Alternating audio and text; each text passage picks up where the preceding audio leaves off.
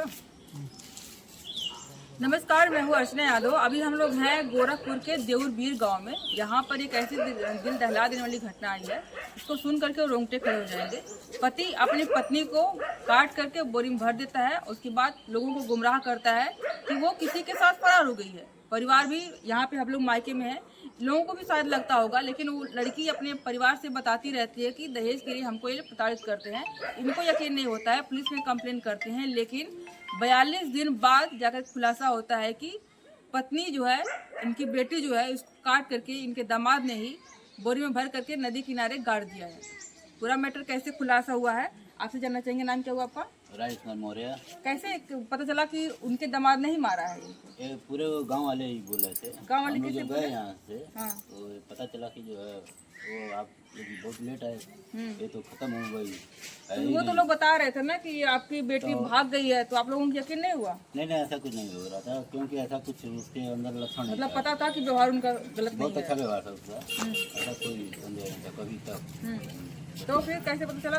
पड़ोस ने क्या बताया? तो पड़ोसी लोग गाँव वाले ये कह रहे थे कि आगे बहुत देर में आए हो तो मार्केट और क्या बताया?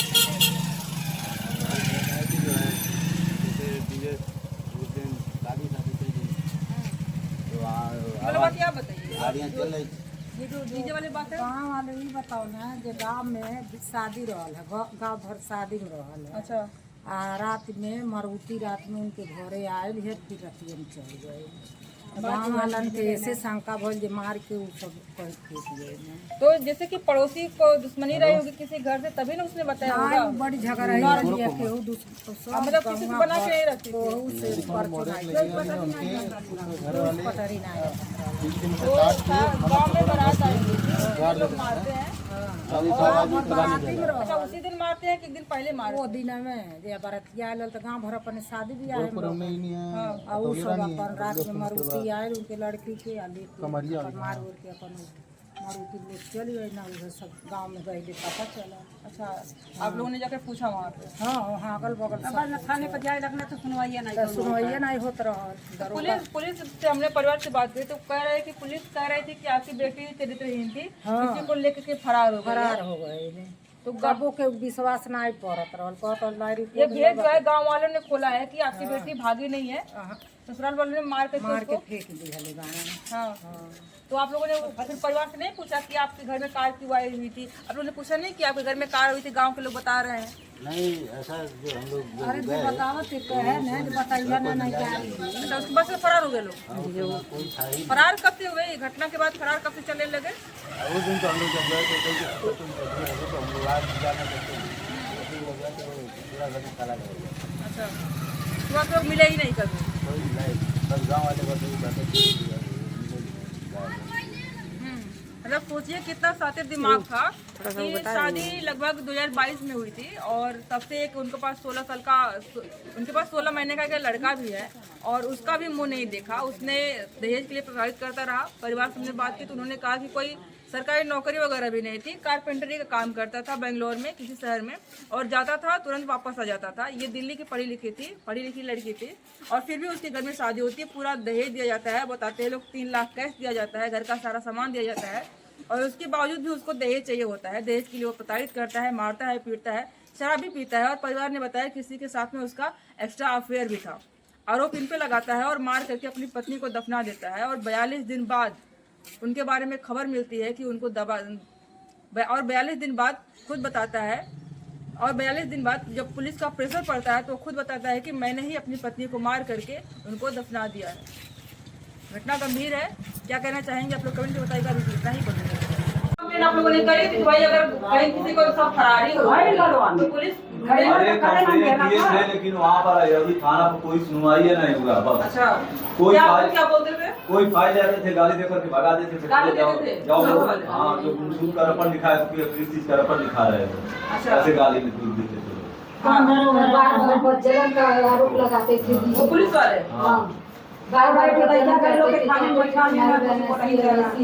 मतलब वो दीदी का ही सारा दोस्त है। क्या नाम है उनका दरोगा का? जोगेश आनंद। तो फिर कैसे कार्रवाई शुरू हुई? ये जो नए वाले आए अच्छा, उनका तबादला हो गया। हाँ उनका ट्रांसफर हुआ, फिर नए वाले आए तो वो जाके तो सुनाई। नया आने के बेचारा के धन नहीं है भगवान कि हमारे मुँह जोड़ कर। वरना आपका लंग लगे ना ये था कि मतलब बेटी भाग गई। हाँ और लाश नहीं मिलती तो करंट लगा ही था। कैसे पकड़ाए कैसे पकड़ाए वो लोग? ओ जब एसओ साहब आए तो उसको फोन करके पकड़े तो बोला गोरखपुर हूँ, गोरखपुर फोन किए तो वो गोरखपुर नहीं था, वो था कप्तानगंज में। तो फिर मोबाइल में बिस्ती पर चढ़ाए उसको, तो उसको पता चला तो उसको सिर्फ पता चला तो उसको पकड़ के लाए तो उसको मारे। तब थोड़ा थोड़ा बताया, तब पहले कबूल किया कि हाँ मारे हैं। उसके बाद थोड़ा थोड़ा रास्ता धीरे धीरे बताया, जैसे उसको मारे वैसे धीरे धीरे रास्ता बताया। मतलब सोचिए कि एक पुलिस अफसर जो होता है उसकी जिम्मेदारी होती है कि जब हमारे यहाँ कोई शिकायत दिखाई जाए तो हमको किसी के चरित्र पे आरोप पहले नहीं लगाना चाहिए। कानून में कहता है कि पहले आप अगर फोन भी कोई किया है, कोई कह रहा है कि फला व्यक्ति फोन किया है, तो जब तक आरोप सिद्ध नहीं हो जाता तब तक आप उसको आरोपी कहते हैं, गुनहगार नहीं कहते, अपराधी नहीं कहते हैं। और यहाँ पे एक पुलिस अधिकारी जो कानून की किताबें पढ़ा है, जो समाज की सेवा करने के लिए है, न्याय व्यवस्था कानून को बनाए रखने के लिए है, और वो बिना सबूत के ही कह रहा है कि तुम्हारी बेटी बाहर खराब है। और ये दूसरे वाले जो है उनको लगा कि भाई इसमें जांच नहीं करनी चाहिए, तो इन्होंने क्लियर किया सब कुछ, तो अपराधी पकड़ा गया उनका पति। उसने क्या कबूल किया, कैसे किया? वो बोला पहले मार दिए हैं, उसके बाद में फिर पूछताछ किए तो कहाँ फेंके हो लाश को मार करके। तो एक दिन ले गया तो उनको गुमराह में घुमाया, इधर जंगल में फेंके हैं, वहाँ फेंके। फिर नहीं पता चला तो फिर उसको लाए। फिर दूसरे दिन ले गए तो बताया कि यहाँ गड्ढा में तोपे हैं। अच्छा, उसके बाद वहाँ फोर्स लगा तो दूसरे दिन खुदाई हुआ तो लाश मिली। हाँ।